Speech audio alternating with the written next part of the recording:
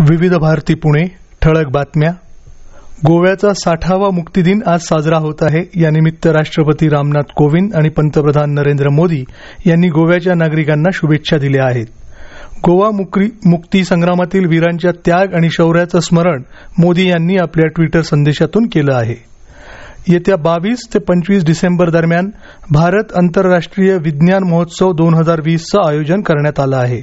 आभासी माध्यमातून आयोजित करण्यात आलेला हा सर्वात मोठा विज्ञान महोत्सव असून आत्मनिर्भर भारत आणि वैश्विक कल्याणासाठी विज्ञान ही या वर्षीची महोत्सवाची मध्यवर्ती संकल्पना राहणार आहे.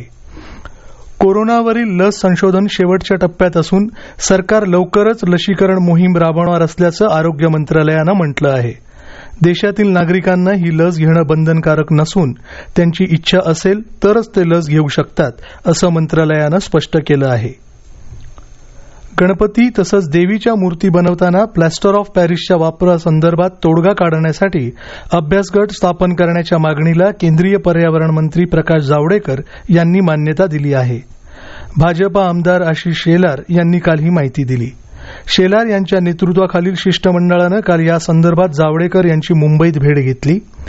पीओपीवरील बंदीमुळे मूर्तिकार आणि कारागिरांच्या रोजगारावर परिणाम होणार आहे, त्यामुळे याबाबत सहानुभूतीपूर्वक विचार करावा अशी सार्वजनिक गणेशोत्सव समन्वय समिती आणि गणेशोत्सव महासंघाची मागणी आहे.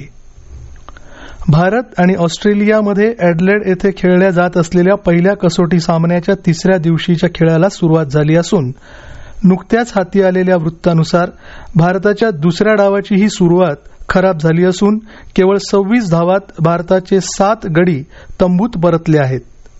या होत्या आतापर्यंतच्या ठळक बातम्या. या नंतरच्या ठळक बातम्या सकाळी 11:58 वाजून